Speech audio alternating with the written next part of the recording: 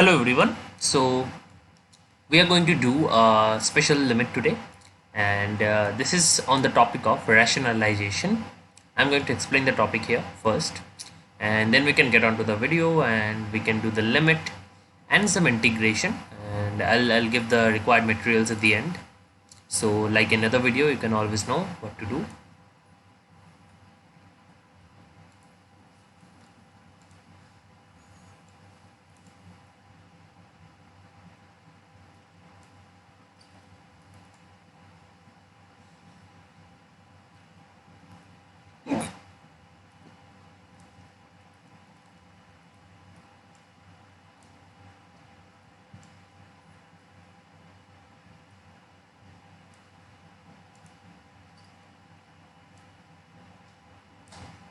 Now, what do we mean by surds?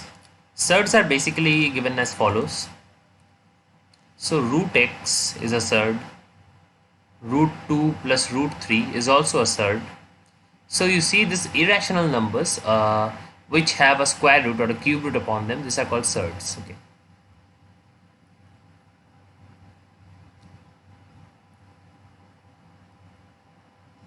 Now we have learned our limits, and we would find out the limit section very soon, that how to do the limits. But obviously we can make sure that the limits we work with are covered already. So please do understand that your basics need to be clear in order to understand these problems and to get the best out of it. And that is why the limit section is also covered at the end of the video, while the derivatives is not really much required, though, because it is completely dependent on limits to some extent. So what we are going to do is the following.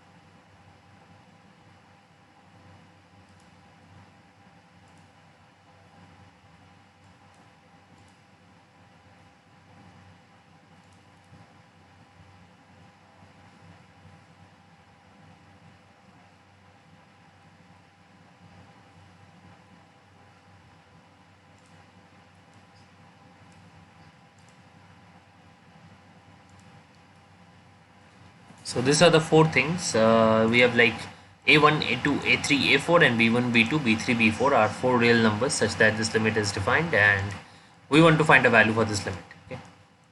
So the conditions, and we also need to find out the conditions for this limit to exist actually.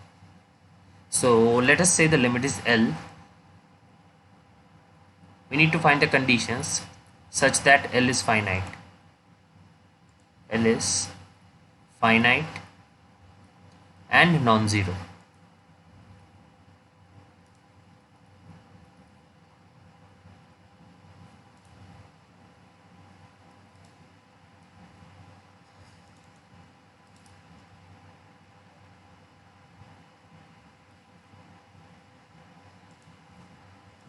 Firstly, so I'll solve the problem first, and then I'll explain it to you.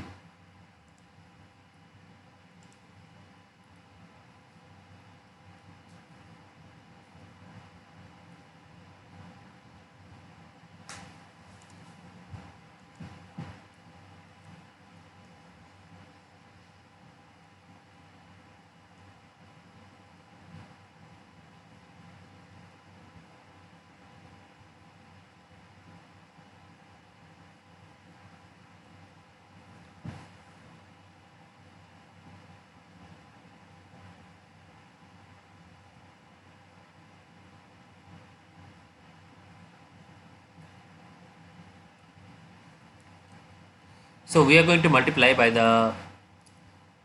basically the conjugate of the below. So the conjugate of the below is just the plus one. So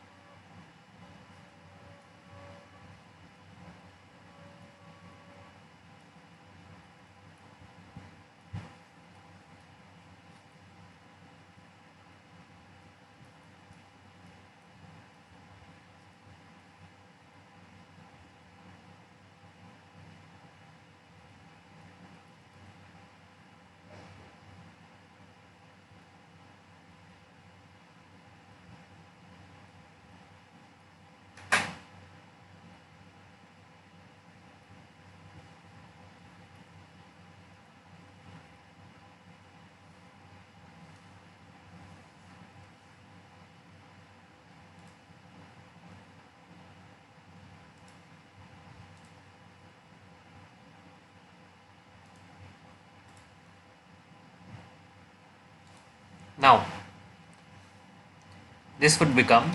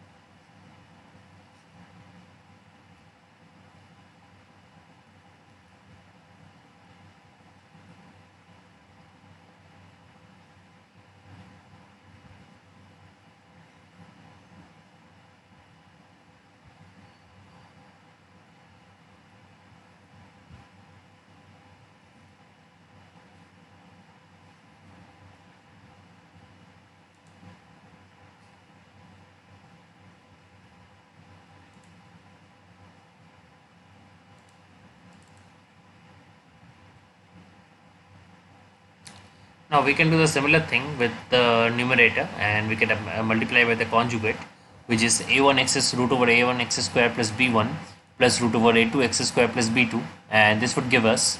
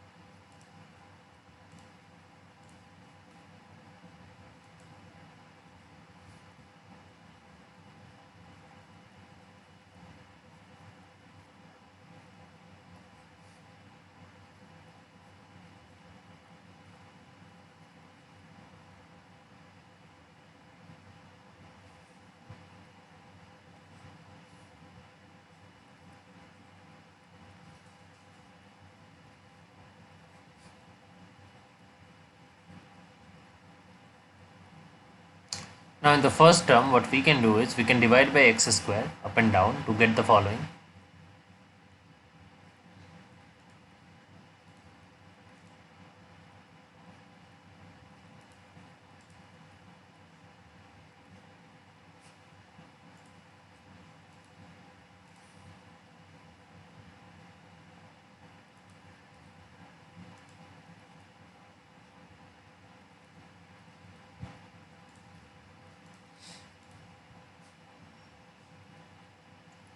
Multiplied by, and we can do the same here. We can divide up and down by x to, and since the x is basically root over x square, it goes inside the root as x square when you divide by x, and you get as follows.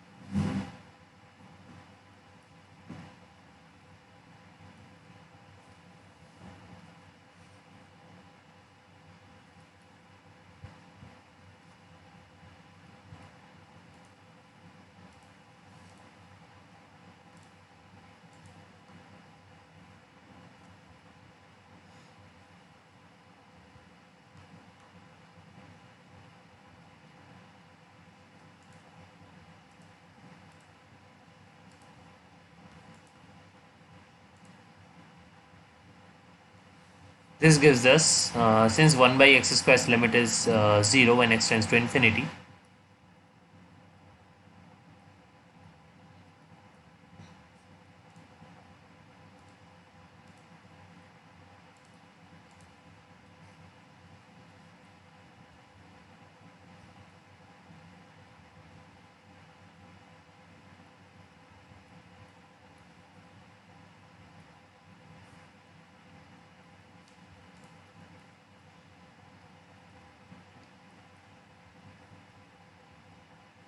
this is the required answer. And you would know that this answer is basically required, and the prerequisite for this one is also being embedded to the video. and you would find it right at the end. All the requests is for limits, derivatives, and the corresponding surds rule with an example of its own.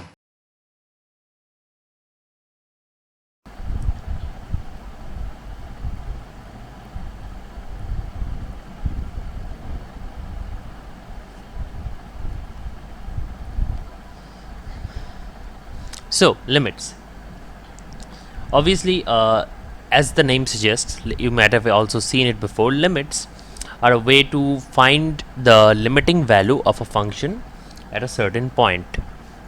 So what I mean by this, when I write lim, it means limit, and under it I have to write the variable and the value it goes to. So this expression right here would mean limit x tends to 2. So theoretically it means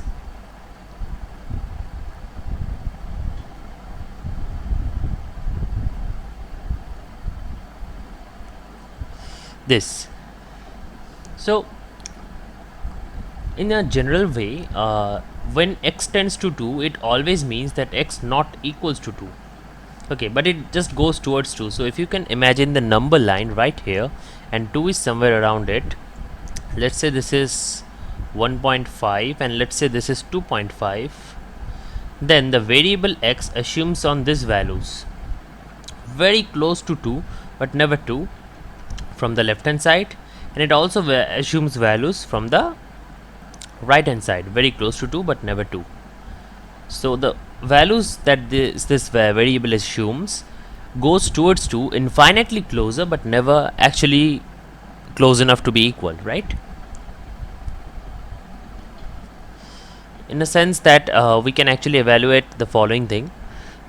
So how do we actually evaluate limits? So first we write this, and the question could be something like there could be an expression like this, f of x. Okay, now if this is the limit problem we are trying to evaluate, it will have an answer, limit x tends to 2 f of x. Now the answer could be f of 2. You just put in the value of x here only when f of 2 exists, but in more cases than none, f of 2 will not exist, or putting just the value of the limit will not work. A common example would be like this: limit x tends to 2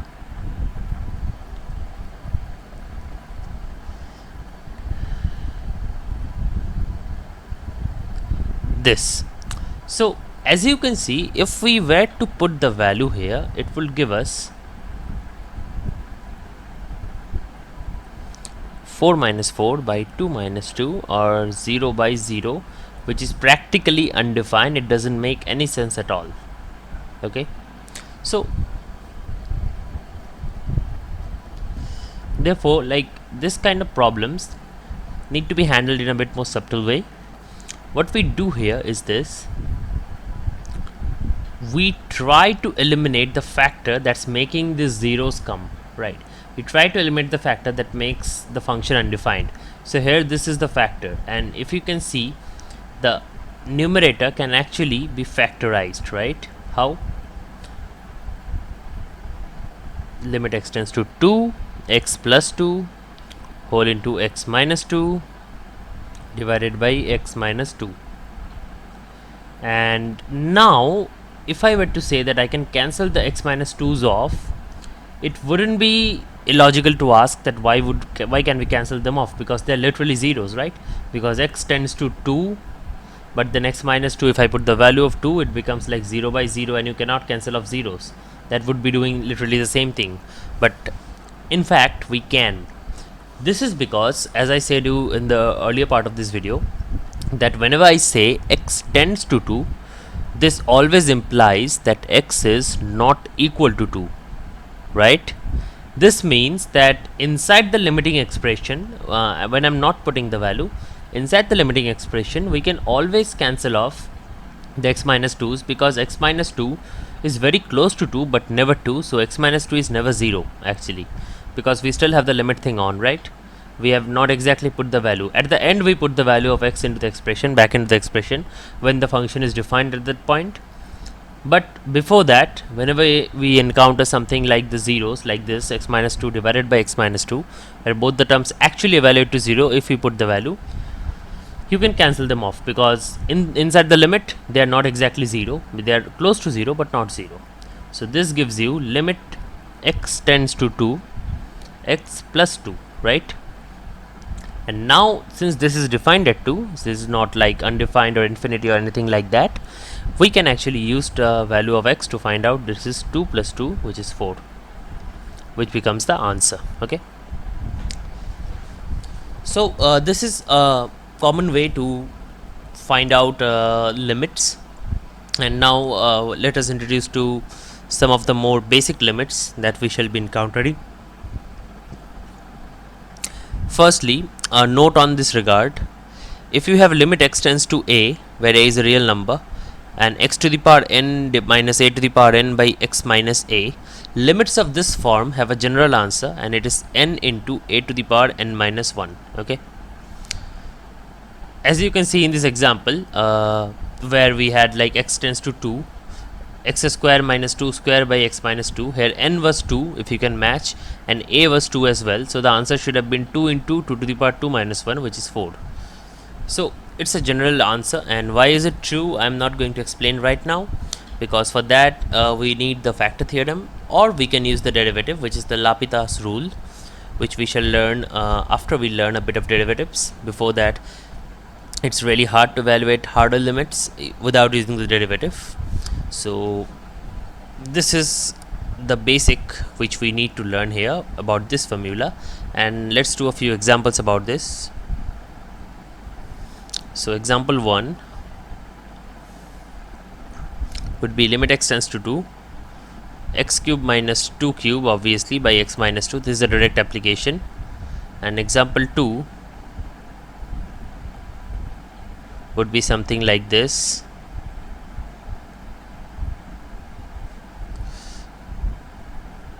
27 divided by x square minus 9.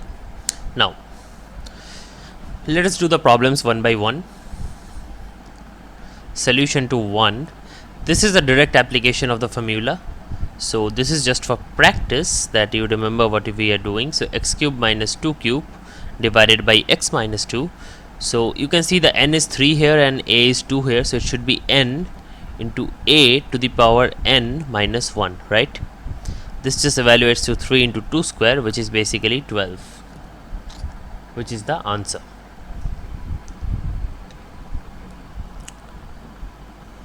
Now this one is a bit easier, but the next part could be a little bit more tricky, because it's not really the formula you think it is.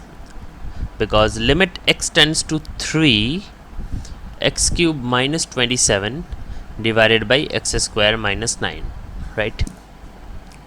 So like before, we can also see that here if we put the value of 3, it becomes like 27 minus 27 divided by 9 minus 9. But we cannot let that happen, because that would just give you a 0 by 0, of course. But we do know that this is in a similar form as to have the formula we just learned, because this can be written as x cube minus 3 cube divided by x square minus 3 square, right? Now one thing you need to know is, whenever limits exist, different portions of the function can be evaluated separately in multiplication and division form, and also in addition form. Okay, so what does this formula is missing? If you look at the formula which I have defined here carefully, you see that we have limit x tends to a, x to the power n minus a to the power n divided by x minus a, right? We are missing that portion. So what portion do we need here? If this limit were to work, we would need a divided by x minus 3, wouldn't we? But how do we get that? Well, luckily there's two of those, and obviously you need two 1 by x minus 3's, right? So if you divide up and down by x minus 3, what you get is this. This is called adjustment.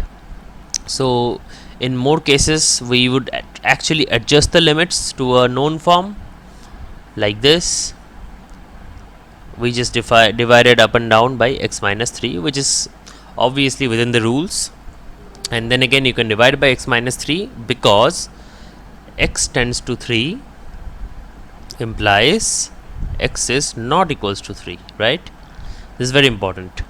because otherwise there would be no justification of dividing by 0, right, if x were equal to 3. Now these are two separate limits, right, and you can see they clearly form in the pattern of the formula we learned, but there are two limits and they are in divide form. But as I said, as long as the individual limits would exist, they can be evaluated separately. So basically, since both of these limits exist, it can be written like this: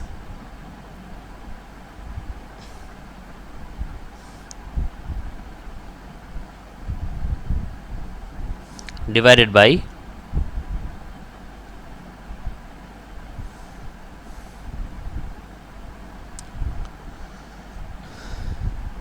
this.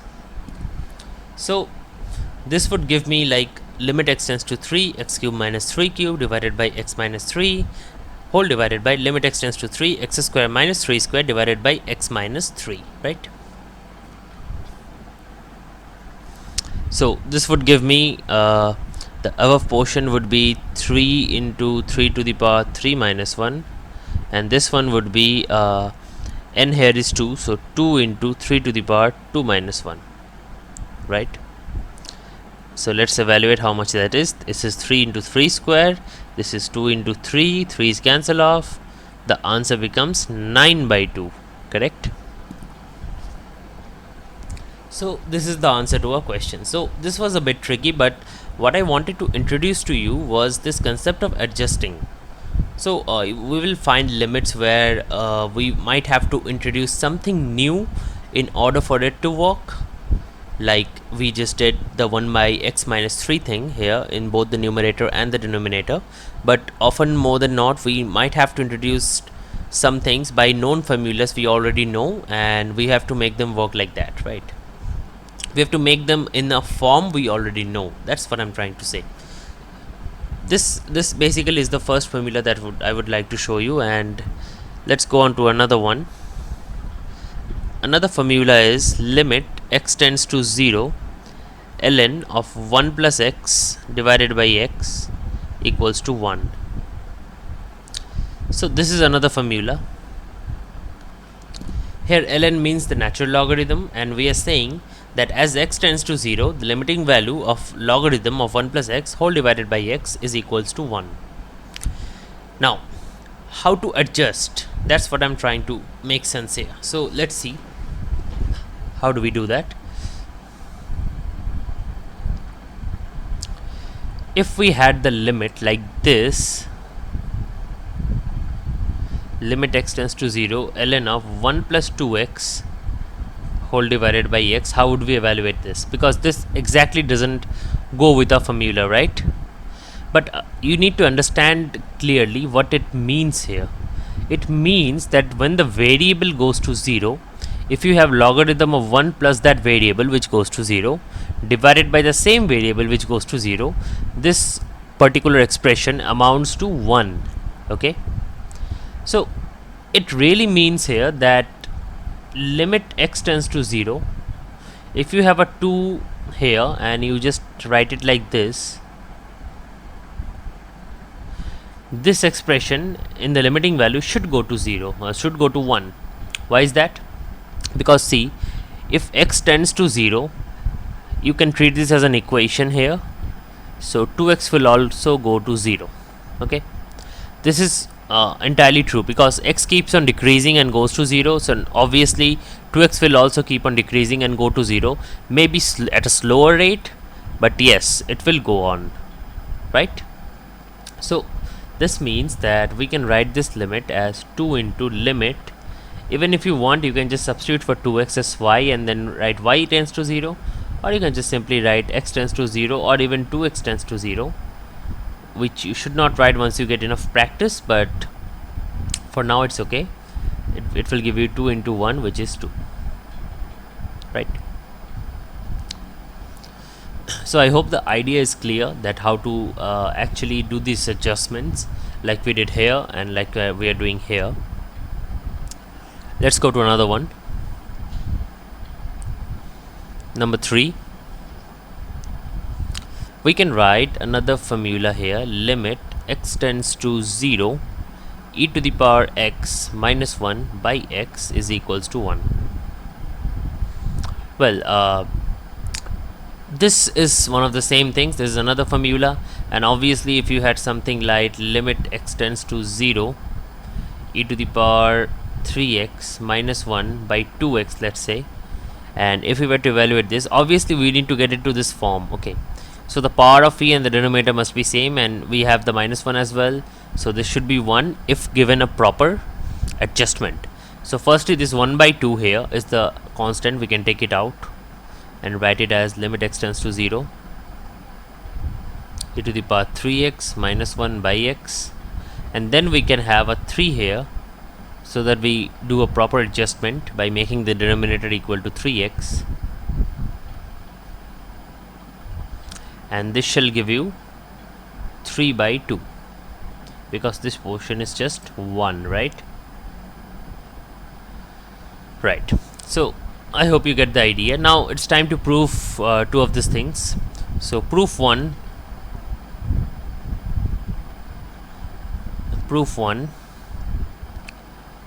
we are trying to prove that limit x tends to 0 ln of 1 plus x by x is equal to 1. Okay, see, this is not a very easy proof, but we can walk our way through it. I'll just show you how. Well, first of all, x tends to 0, so this obviously means that we have that mod x less than 1, since x tends to 0, so x is in the close neighborhood of 0, right? So it's like an epsilon distance, which is very small. We can consider as small as we want to be, and it's in that distance in between 0. So basically x lies in an interval like this, where minus epsilon to plus epsilon, and epsilon is sufficiently small.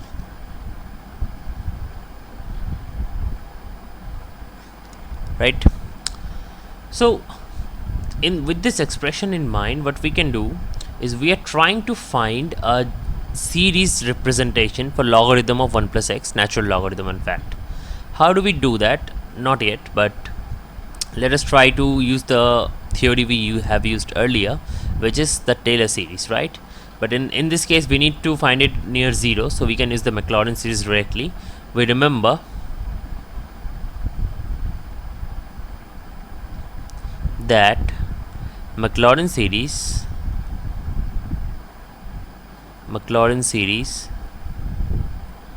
for fx is given by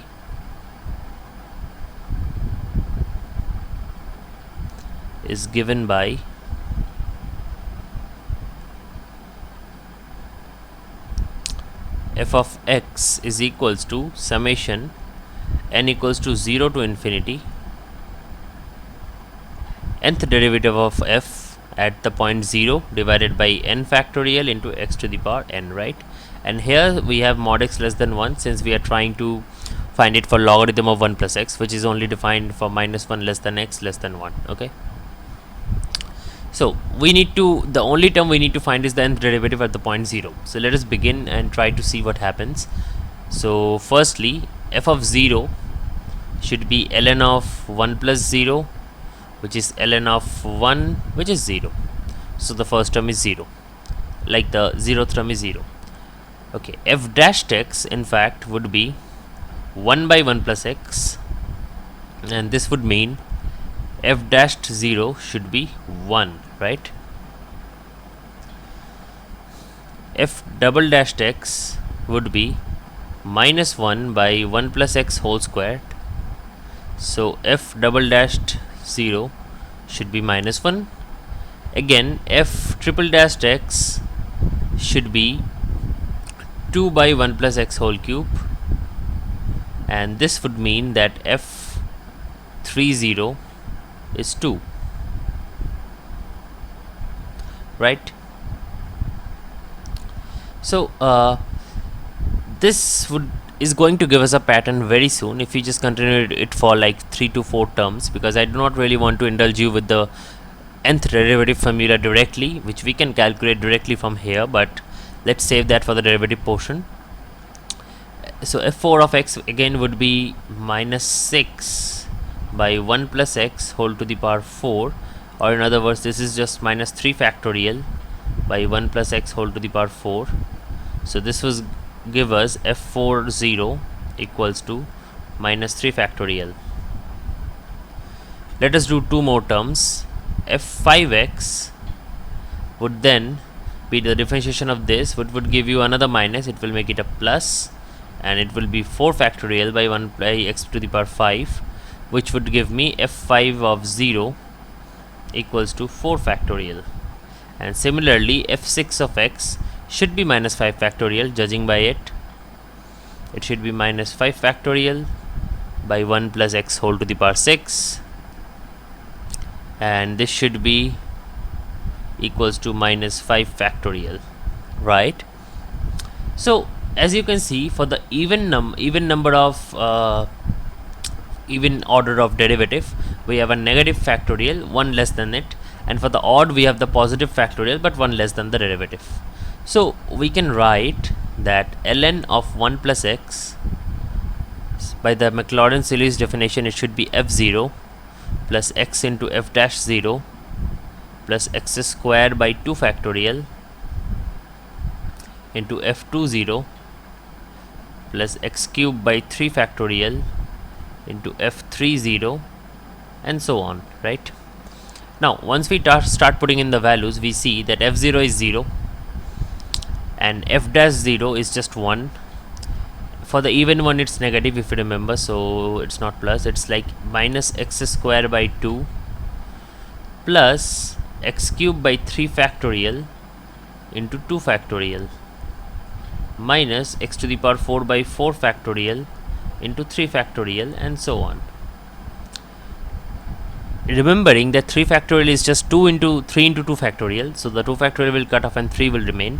Similarly here 3 factorial by 4 factorial will give you a 1 by 4.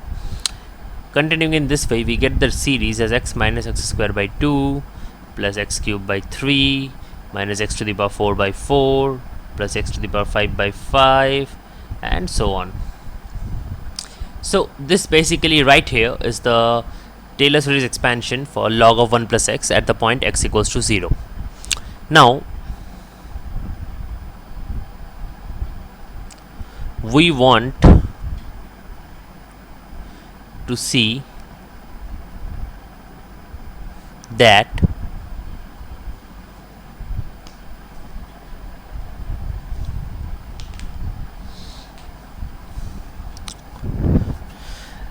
in the limiting case, we were trying to prove that limit x tends to 0, ln of 1 plus x by x, right? Now let us write it under, because the series could be a long shot, so we can use the series definition here and we can write it as 1 by x into x minus x square by 2 plus x cube by 3 minus x to the power 4 by 4, and so on.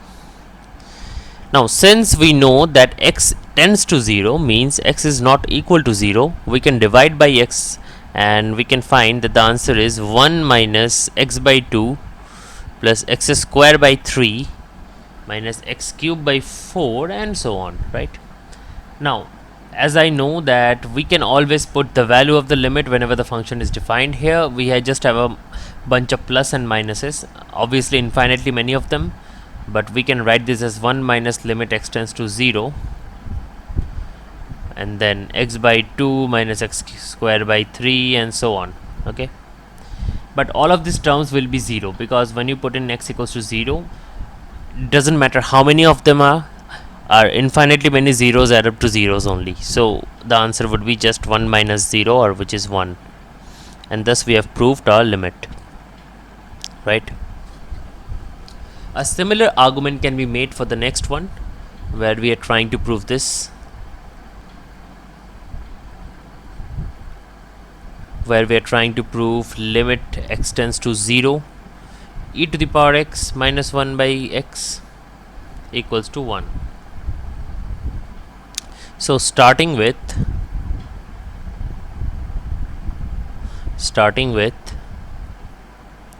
e to the power x equals to 1 plus x square by 2 factorial plus x cube by 3 factorial and all the way, we can see that if we just take the 1 on the left hand side and divide by x, what we get is this: 1 plus x by 2 factorial plus x square by 3 factorial plus so on. Now if you apply limit to both sides, what you get is this: you get limit x tends to 0 e to the power x minus 1 by x equals to 1, since it's a constant, plus limit x tends to 0 x by 2 factorial plus x square by 3 factorial and so on. But then again, all of these terms are 0, so the answer should be 1 plus 0, which is 1. Right? I have used this definition because I have already showed you how to get the Taylor series for e to the power x in the previous videos. So I just used the result directly. If you really want to revisit, you can just have a look at the previous videos to see how this was derived. I have done it in every step possible. That is limits. So just to recall what we did, I am going to write down all the formulas that we have revisited in the last lecture.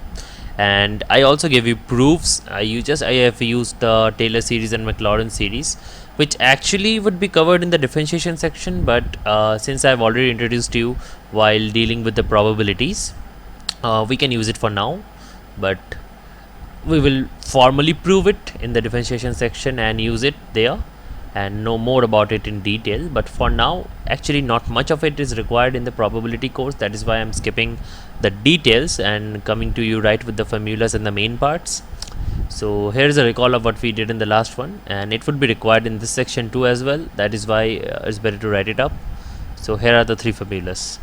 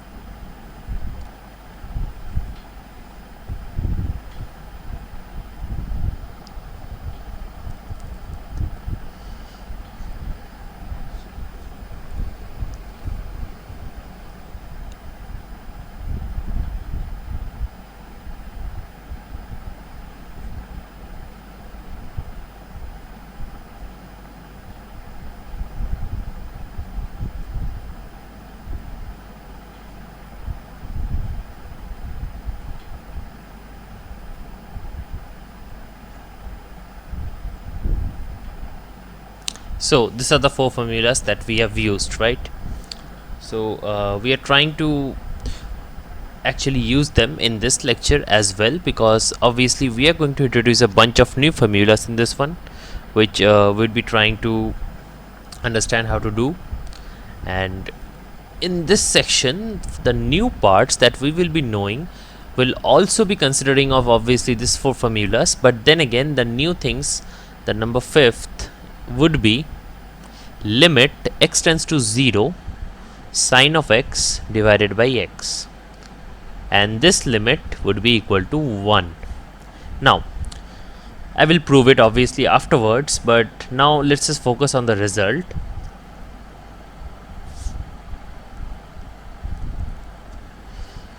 This result essentially tells us that the sin x function, that is the trigonometric function, it basically is equal to x if x is very small.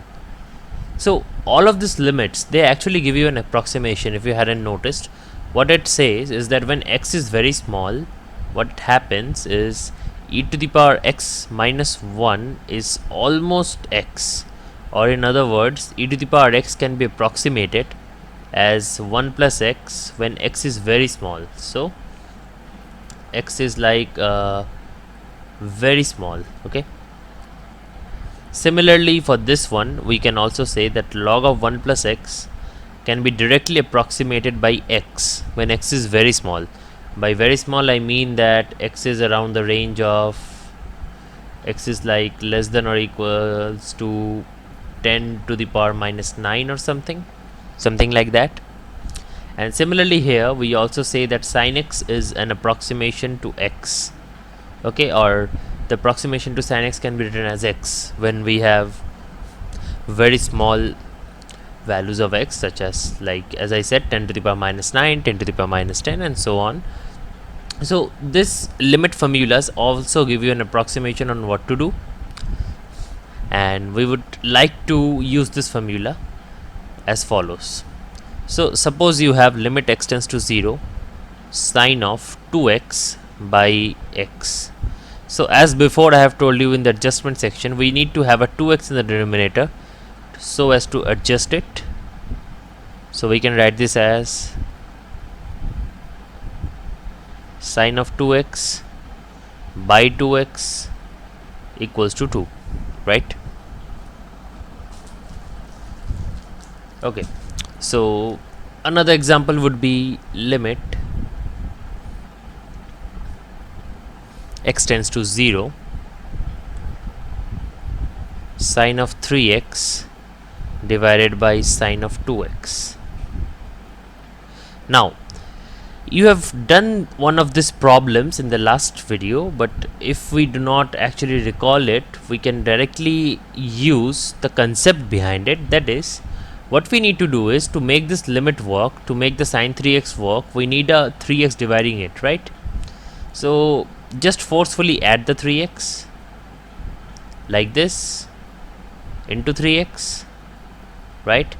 And similarly for the sine 2x part, you can forcefully add the 2x and have a 2x here, right? So this should give us limit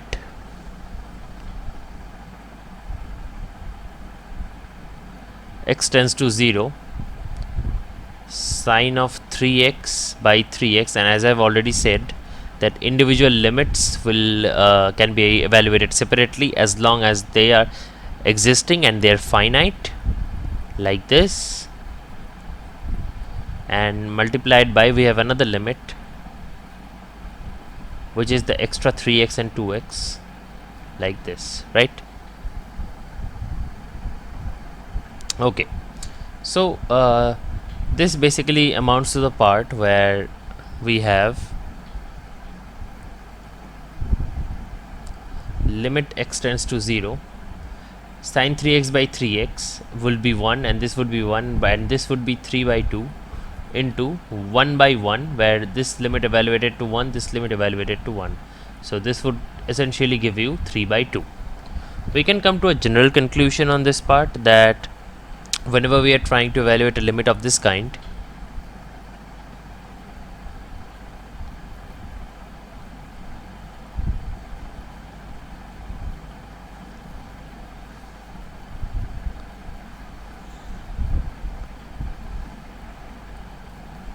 this would be equal to m by n,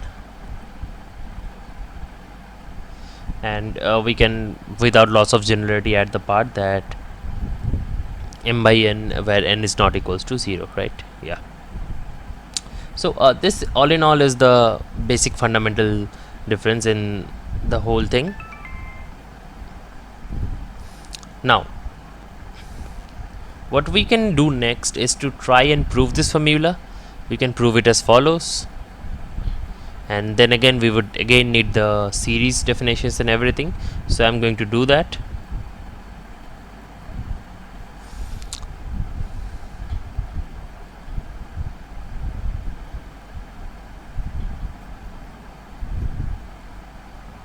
This is what we need to prove, and first we are trying to we are trying to find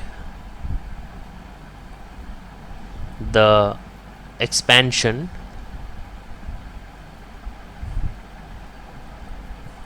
for sin x.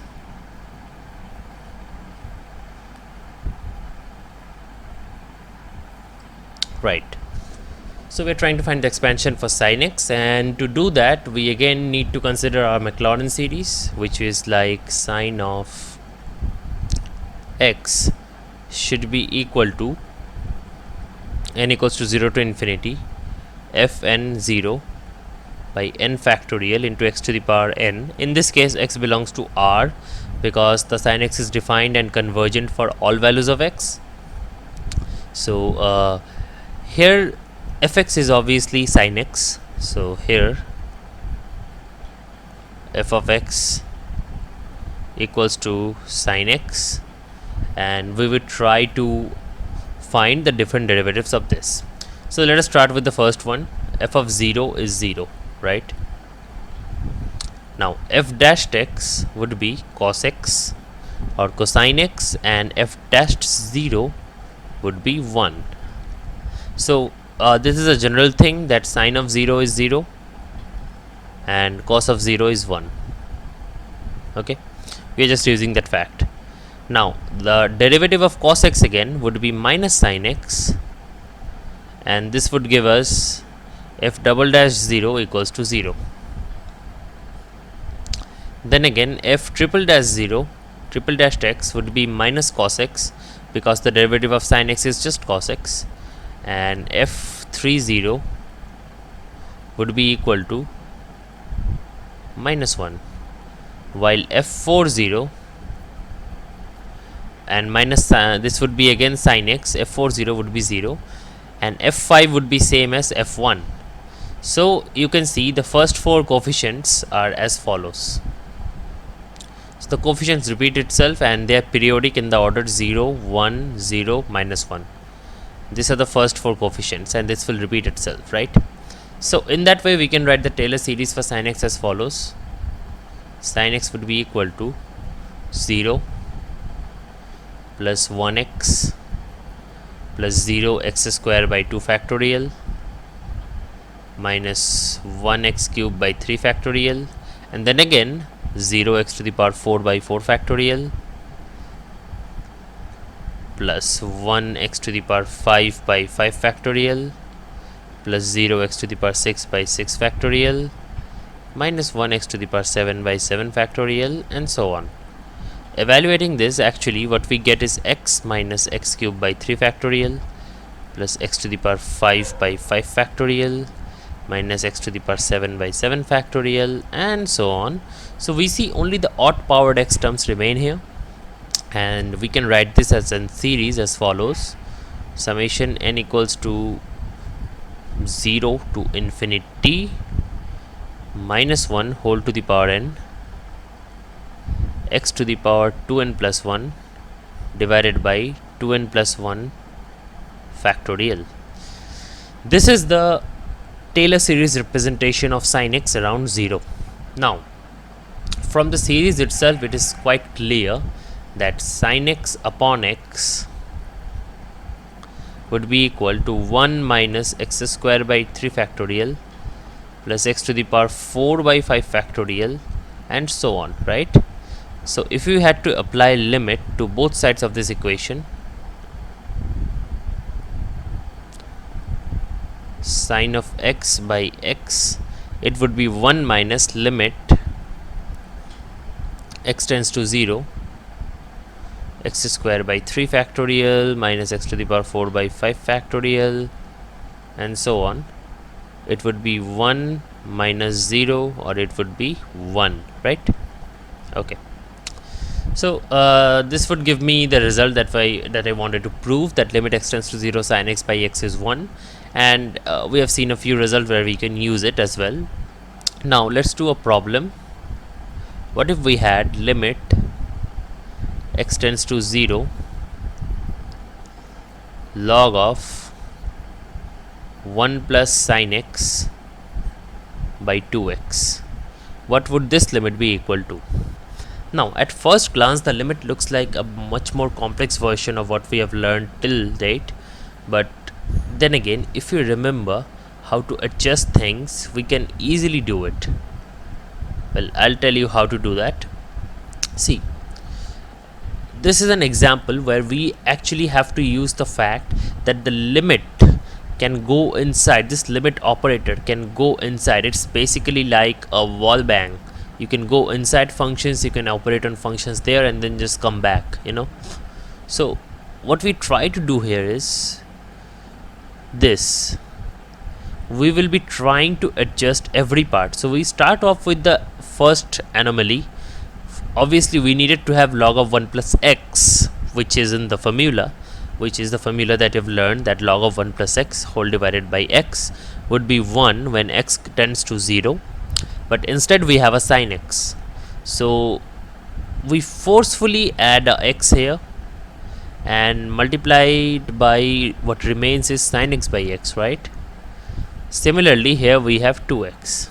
Now, as I said, the limit can go inside, so we can write it as limit x tends to 0, bring the half outside, log of 1 plus x into another limit here, limit x tends to 0, sin x by x, and we can apply limits to them as long as they exist. Okay, so here it does exist, so we can apply sin x by x directly and make it 1.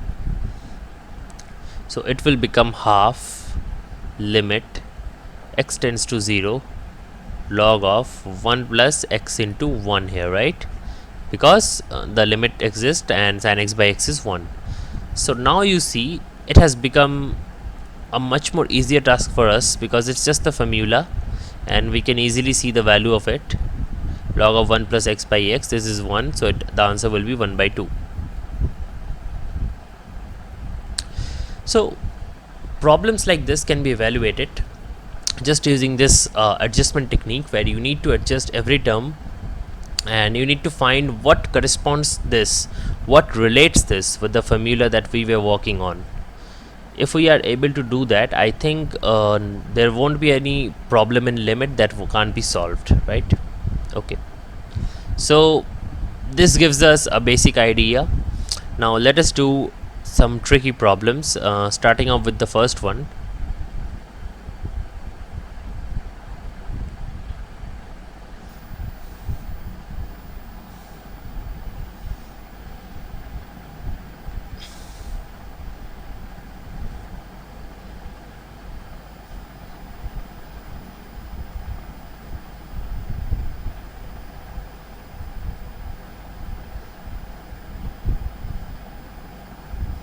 As x tends to 0, right? Now the limiting value of x to the power x as x tends to 0 can be found out, and it basically is we are trying to find this thing. Let us name the limit L, and we are trying to find limit x tends to 0 x to the power x, right? So I would like you to give a thought about this, that since none of what we have studied is actually close to this problem, right? Here we are trying to find the value of x to the power x when x tends to 0, but it just seems like we are trying to find 0 to the power 0, right? So this doesn't exactly correlate with what we have done, but there is a way we can find this, and that is how we actually are trying to evaluate this limit, and that is the exact reason why I have named it as L, because otherwise I would have not needed a variable to represent the whole limits value, but here we do. Because whenever you see this kind of exponential things which are not solvable, as I said, functions and limits are interchangeable, so we can take log on both sides to find this. So firstly it would be log of limit x tends to 0 x to the power x, right? If we just take the log of both sides, and then the limit would just come out, and what you would get is something like this, log of x to the power x, right? Now this would give you limit x tends to 0 x log x using the properties of log x, right? Now x log x can be evaluated, and it evaluates to 0 because there are multiple ways we can go about it, but right now we can just take for granted that this is 0. And since this is 0, you can think of it as this way, because x moves to 0 much faster than log x does to infinity, because remember that log of 0 is minus infinity. Okay, so this becomes log of L equals to 0, but we were interested in finding the value of L and not log of L, so L should be e to the power 0, which is 1. And it is very interesting to note that the value of x to the power x, that is what seems like 0 to the power 0, actually approaches 1, and you can check it by using smaller and smaller values of x in a scientific calculator, that this value indeed goes to 1. So that's how the beauty of limits is. You can just evaluate such a complex thing which otherwise would not be very intuitive, can be found out in a 3 to 4 steps, right? Okay, let's do some basic problems, some well-known problems and stuff like that here, and we shall do a lot of limit problems from now on to make sure that we have practiced enough. So problem 1,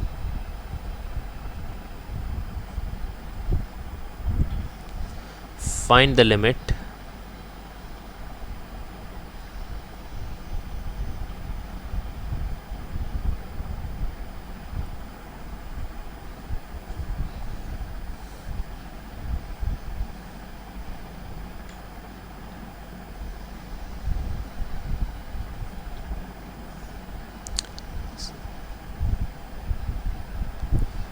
so this is the limit that we want to find, and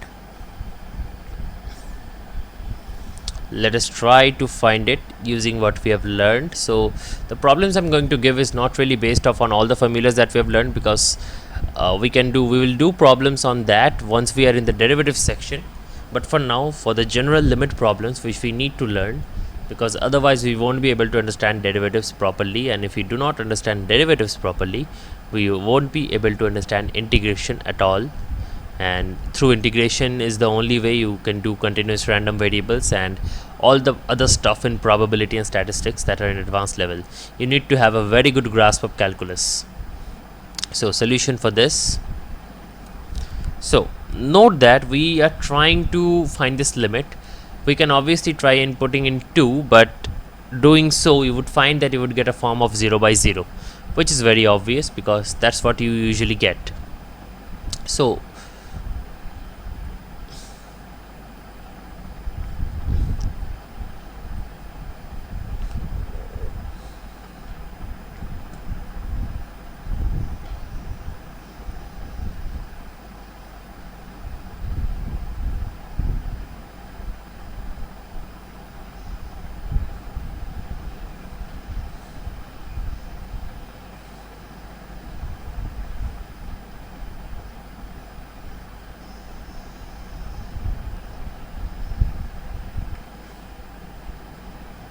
So we will try to cancel the factor x minus 2 from numerator and denominator to get this, something like x minus 2 into some gx, and here x minus 2 into some fx. Okay, we are trying to get something like this, but how do we get that? Let us try to factorize the things first. So first of all, x square minus 4, this is just x square minus 2 square.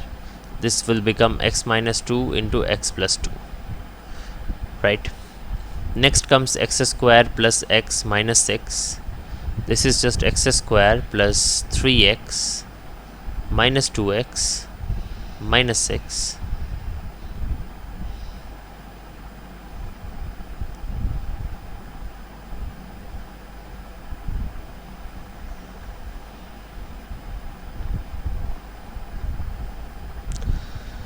This becomes the factorization part. Now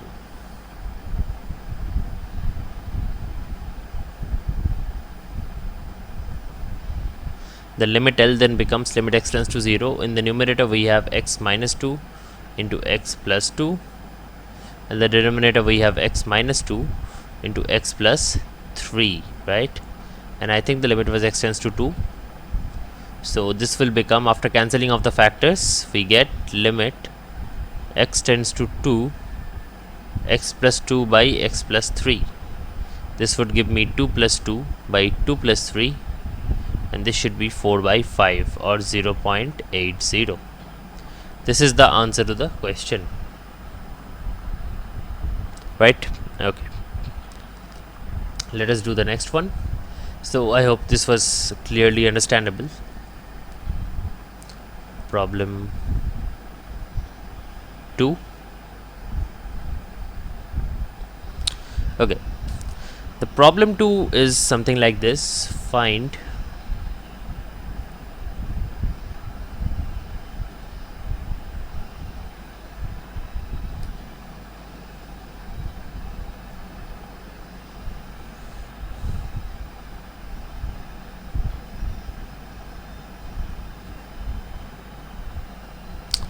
so we are required to find the limit h tends to 0, 1 plus h whole square minus 1 whole divided by h. Okay, so we'll do it as follows. I'll just write the steps clearly. We set L equals to limit h tends to 0, 1 plus h whole squared minus 1 by h, and now we evaluate it as follows.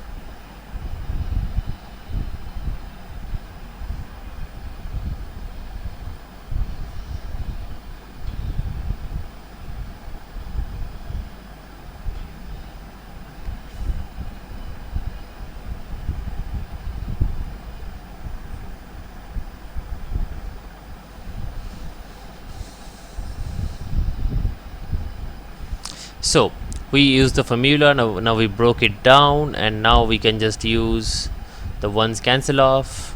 So it's like h into h plus 2 whole by h, and the h can cancel off because of course h tends to 0 implies that h is not equals to 0, and we are left with limit h tends to 0 h plus 2, which simply is 2, which is the answer. So these are not very hard problems. These are like the easier versions, but we will gradually move on to tad harder ones. Okay, so let's begin. Let's go. For the next problem we have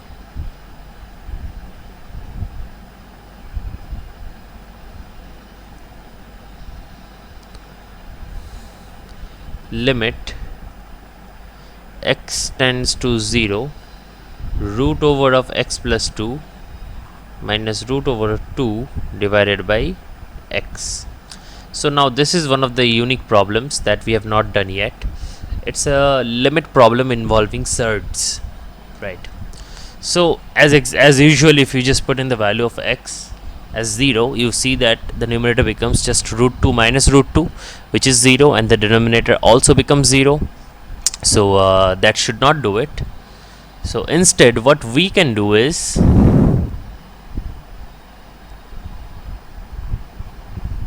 we can rationalize them. So whenever you have surds, remember to rationalize them. Okay, so we denote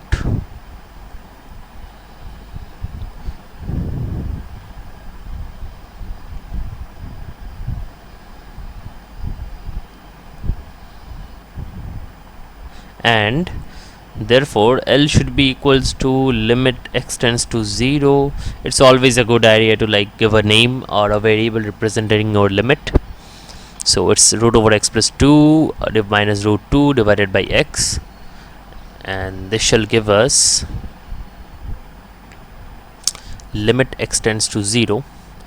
Now how to rationalize? You need to multiply it with the conjugate. Now here the conjugate is this portion, and the denominator would be like this. Okay, let's evaluate it. limit x tends to 0. So it's in the form a minus b into a plus b, which we know is equal to a squared minus b squared.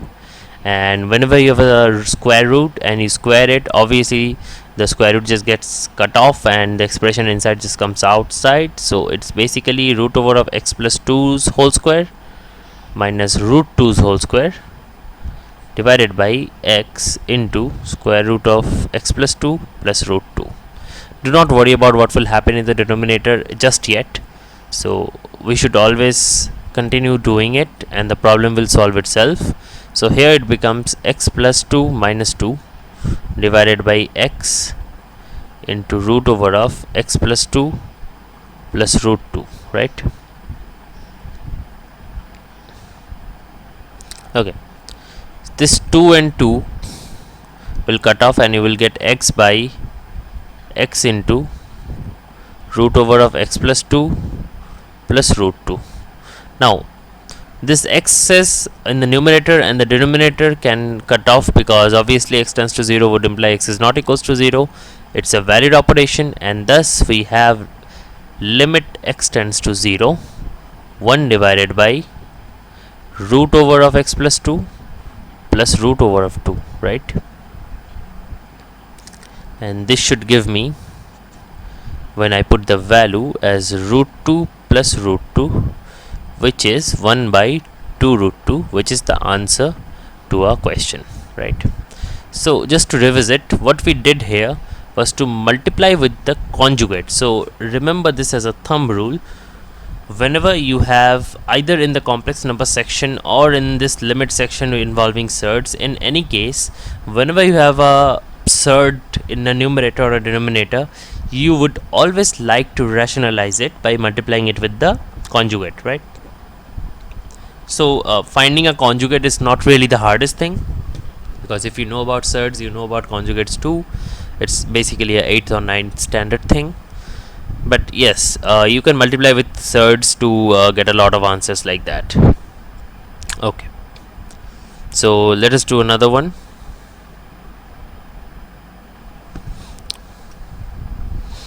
So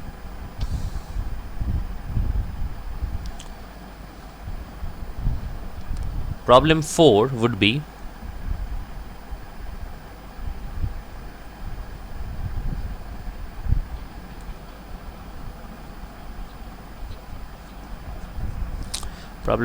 be something like find the limit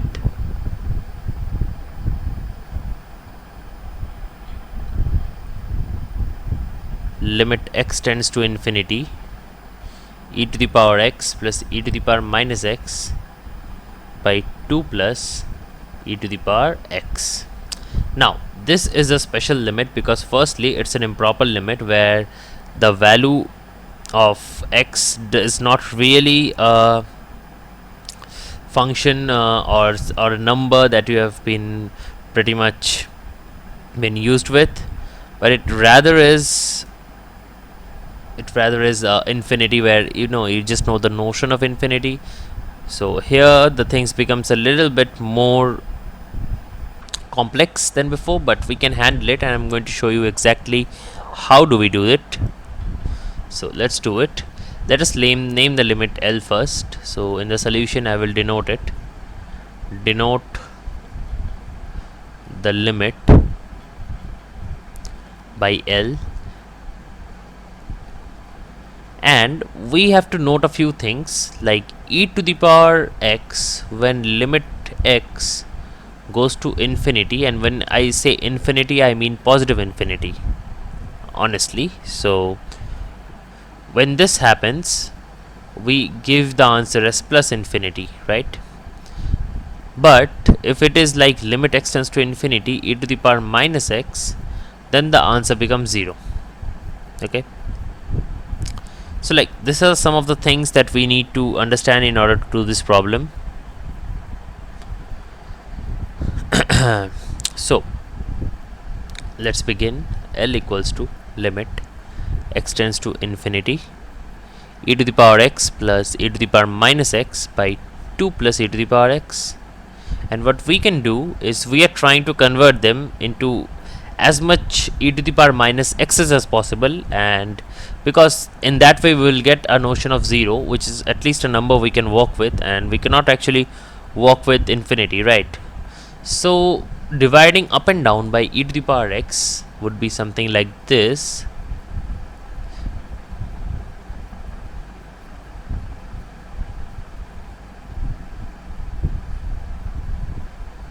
And in the denominator as well, like this, right? Completing the division, we get something like this.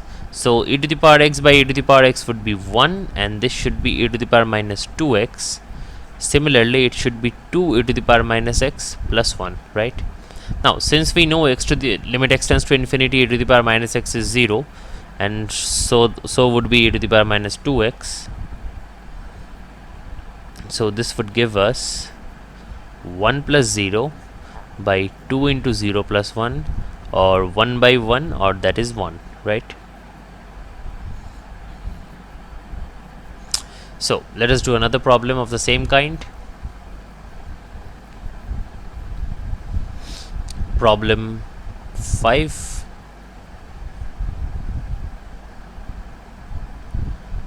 Find the limit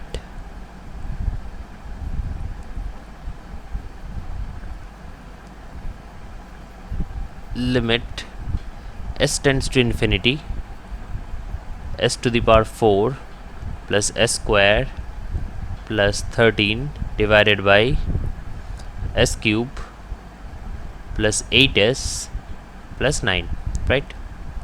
So we are trying to solve this problem, and for this video this would be the last problem.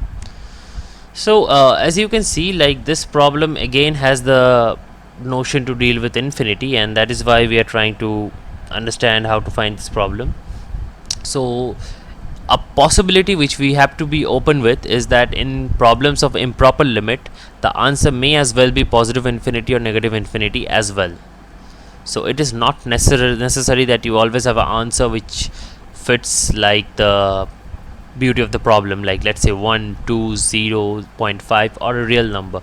It may not be that case. It may be that the answer is positive infinity, and if you're sure about it, then it is the answer. Okay, so let us try and see what this limit will be.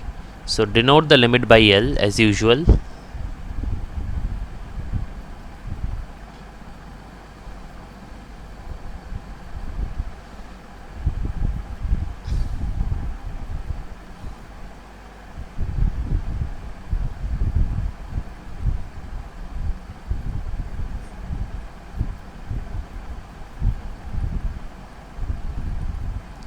Right, so when we have two polynomials dividing each other and the limit of the variable goes to infinity, we try to reduce the power of the highest variable. So we divide up and down by s to the power 4, because otherwise if a single part of s remains in the numerator, that would itself go to infinity, so the answer would be infinity then. So you divide by s to the power 4 to get 1 plus s to the power minus 2 plus 13 s to the power minus 4, and here you get s to the power minus 1 plus 8s to the power minus 3 plus 9s to the power minus 4. And when you put in the value, what you get is 1 plus 0 plus 3 into 0 by 0 plus 0 plus 0. But this becomes 1 by 0, which means it goes to positive infinity. Okay, so the answer is positive infinity. This is also true because the power of the the highest power of the variable in the numerator is greater than the denominator. So whenever you have something like this, I'll just write it as a thumb rule here. If fx is greater than gx and degree of fx is greater than degree of gx, then limit x tends to infinity fx by gx would be equal to sine of fx into infinity. So if it's a negative polynomial, it would be minus infinity. If it's a positive polynomial with the leading term being positive, it would be a positive infinity. But in other words, in all the cases, it would be infinity, right? Thank you for watching. So please download the Breatter Maths app, which is given in the description. It is a mathematical app where you can find all the necessary statistical calculators like chi-square calculator, one variable means, population means, t-value, and much more. You can also find calculus related calculators like integration, derivatives. There is a section where you can find what's coming up next. There is a section completely devoted on mathematical notes where you can find notes on probability, statistics, calculus, and many more are there to come. In those notes we have already explained all the examples, all the problems and theory, and we are just covering the video lessons and solutions of those here. You can check that out. Also, you can see the video solutions in a separate section where you can understand and give a feedback on what to expect next. You can ask for a problem, you can ask for a theory section as well. So please do check it out, and also do subscribe to Breatter Maths app and also its YouTube channel.